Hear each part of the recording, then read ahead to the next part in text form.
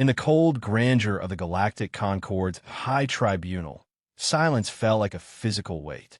Thousands of alien delegates watched from distant systems, their expressions unreadable, their sympathy non-existent.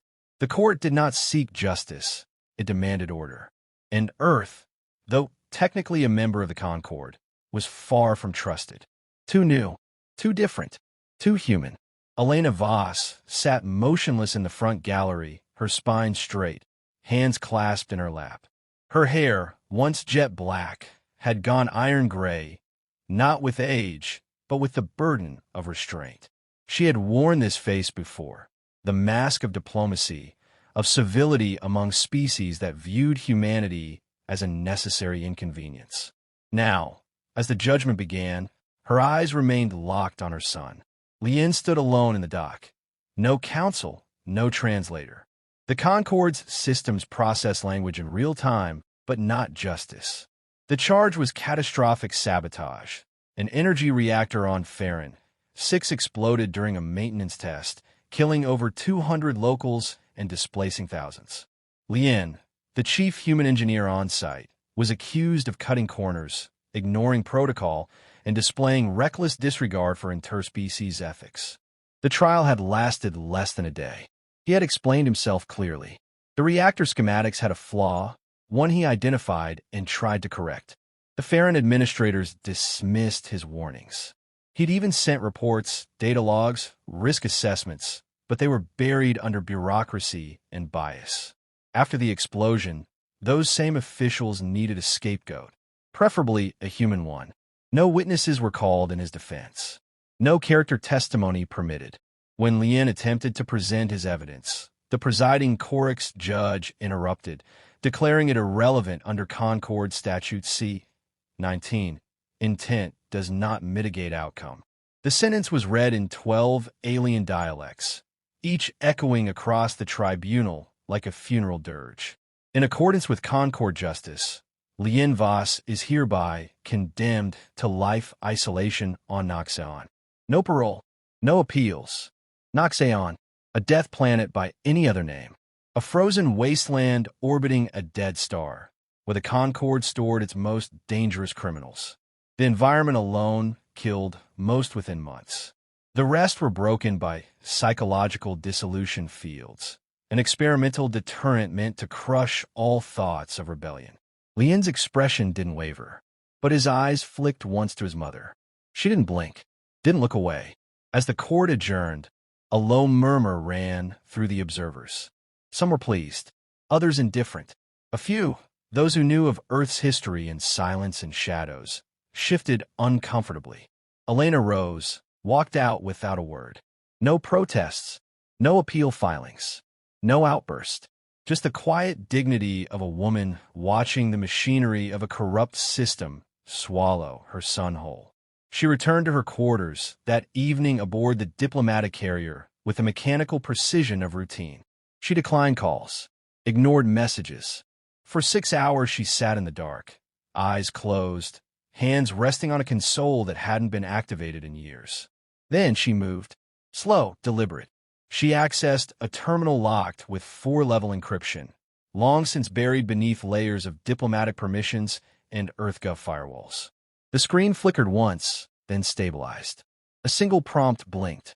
Code authorization, tier black. She entered the phrase without hesitation. Execute.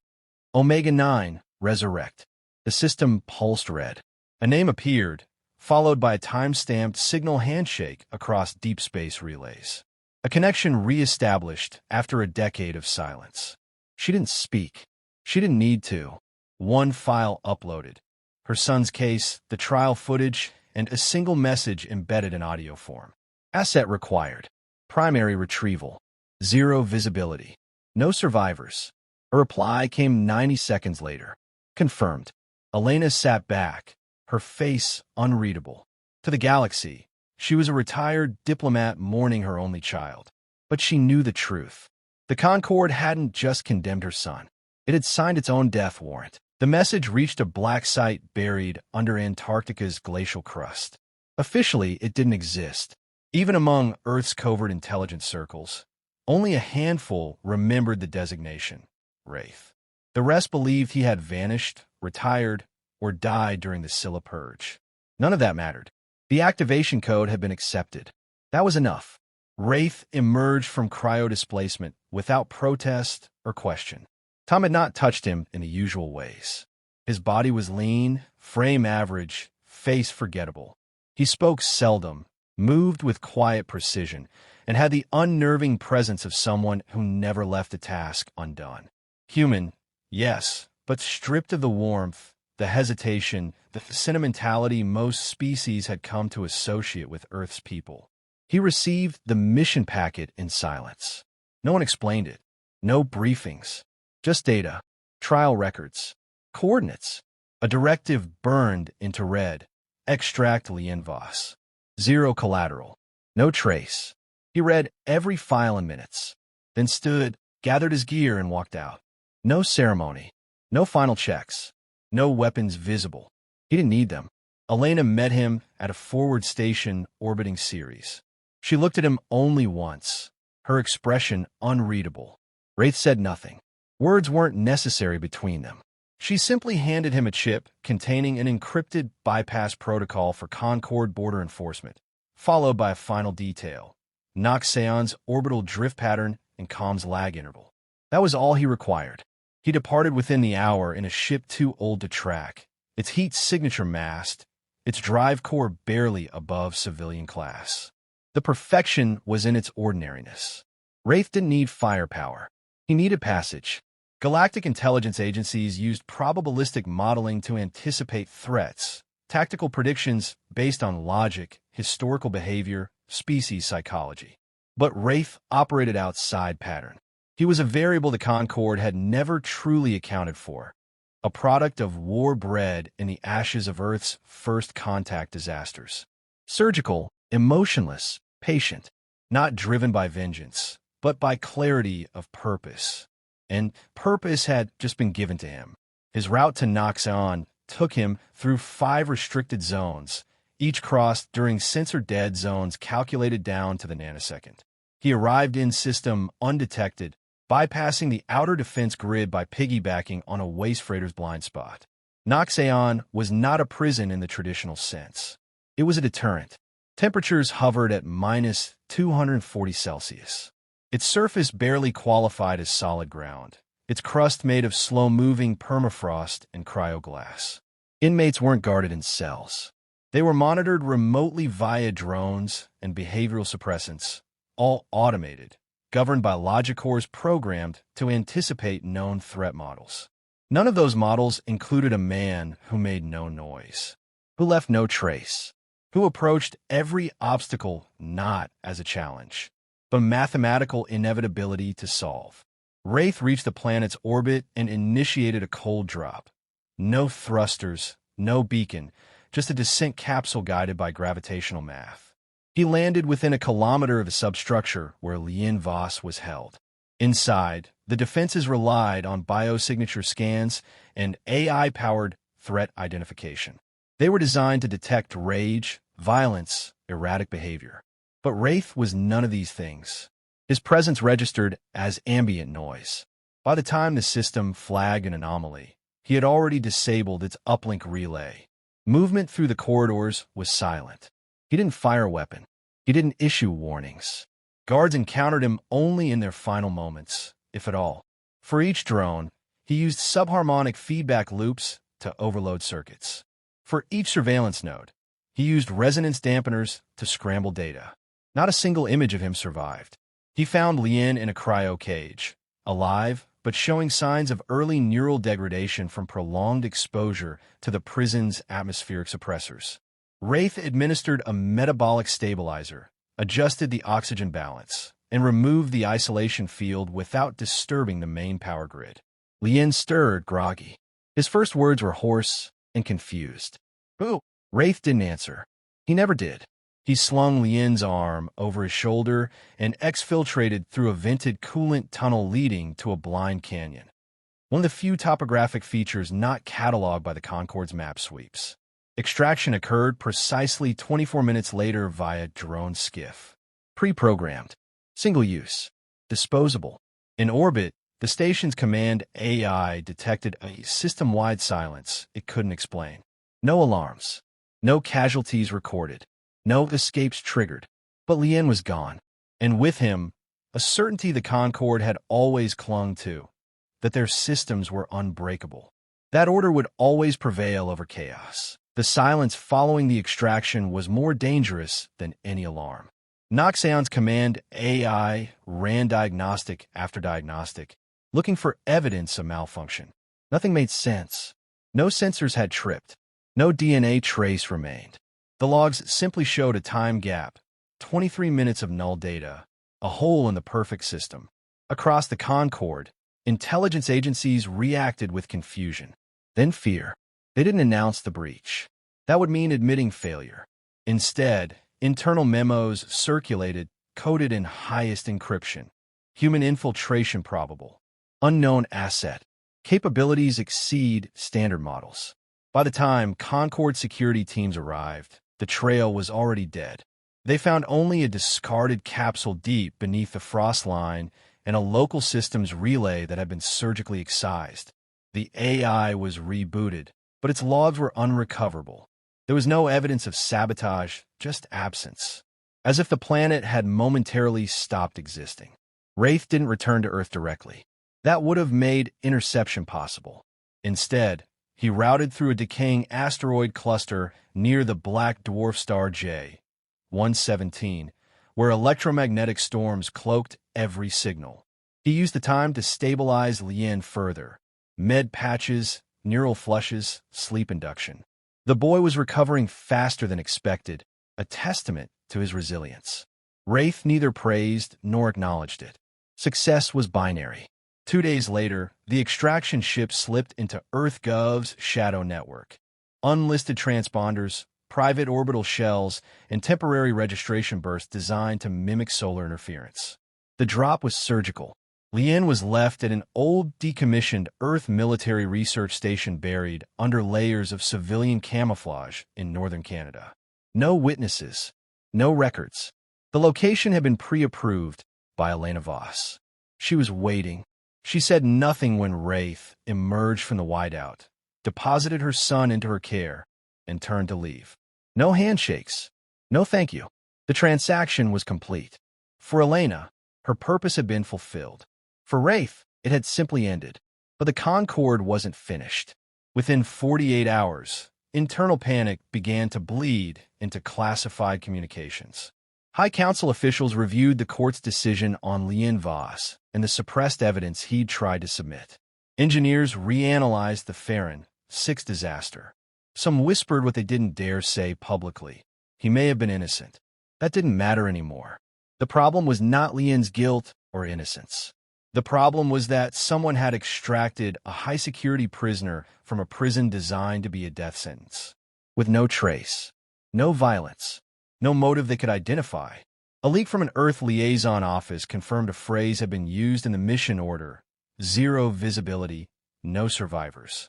It was found buried in Elena's old clearance files. It matched an operation format believed retired for decades. It matched a name that hadn't been spoken aloud in generations: Wraith. Panic turned to paralysis. The Concorde's governing council convened behind closed doors. They discussed increasing security protocols, redesigning AI behavioral models, and imposing sanctions on Earth. But none could explain how to prevent what had happened, because what had happened violated every rule their systems were built on. Wraith hadn't just bypassed them. He had disproven their entire concept of safety. Their defense strategy was based on predictability. Every major species within the Concorde adhered to behavioral norms, cultural codes, limitations that could be modeled and anticipated. But humans had always been the outlier. Brilliant, erratic, stubborn.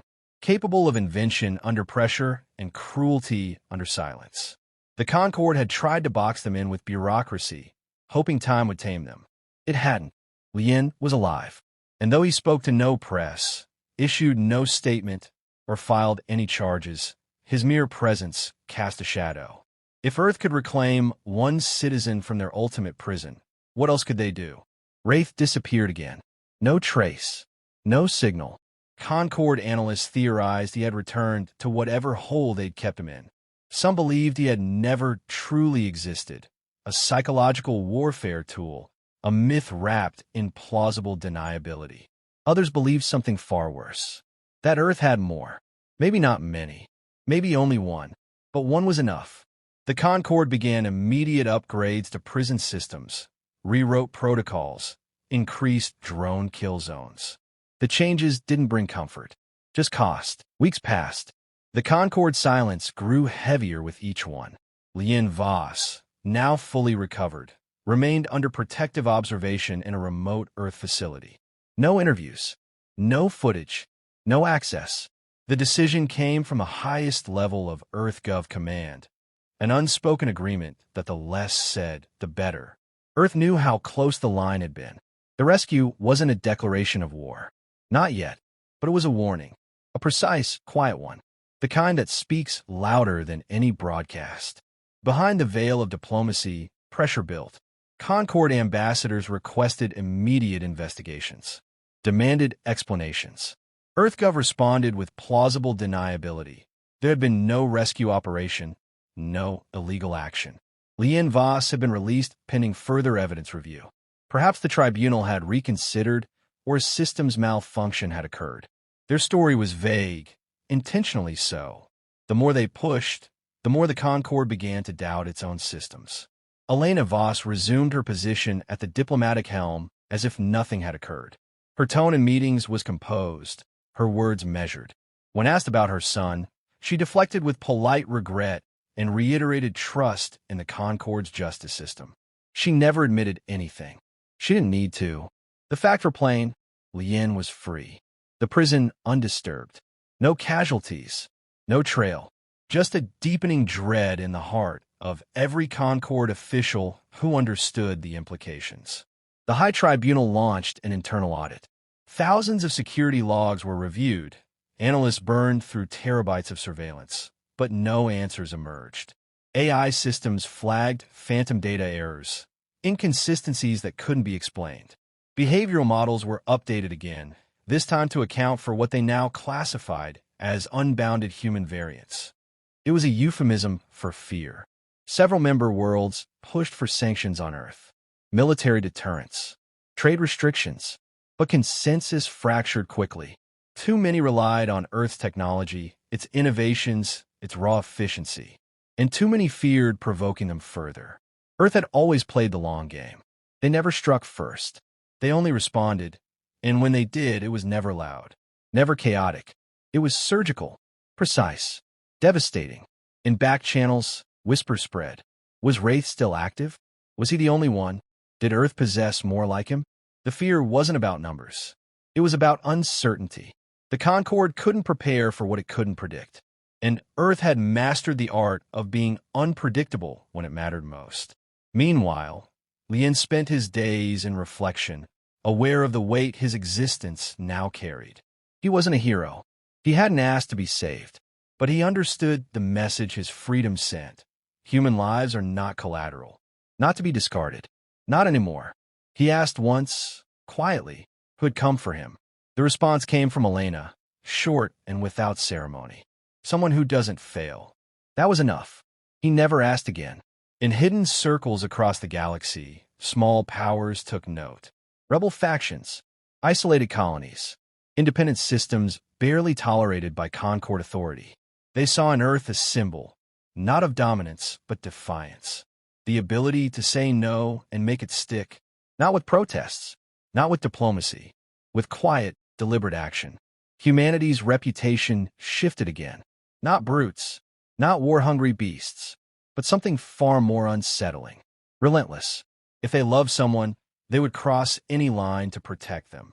If wronged, they would not forget. And when they moved, it would not be for vengeance, but for correction. The Concorde began reassigning security assets, reducing reliance on automated defense networks, increasing biological oversight. Some speculated they were preparing for retaliation. Others believed they were simply scared of ghosts, of phantoms shaped like men who didn't speak, didn't kill needlessly, and didn't leave anything unfinished. Earth, meanwhile, remained silent. No declarations, no threats, just silence. But silence can be strategic. And when Elena Voss returned to her office in the Earth Embassy on Virilon Prime, she found a single data shard resting on her desk. No markings, no encryption,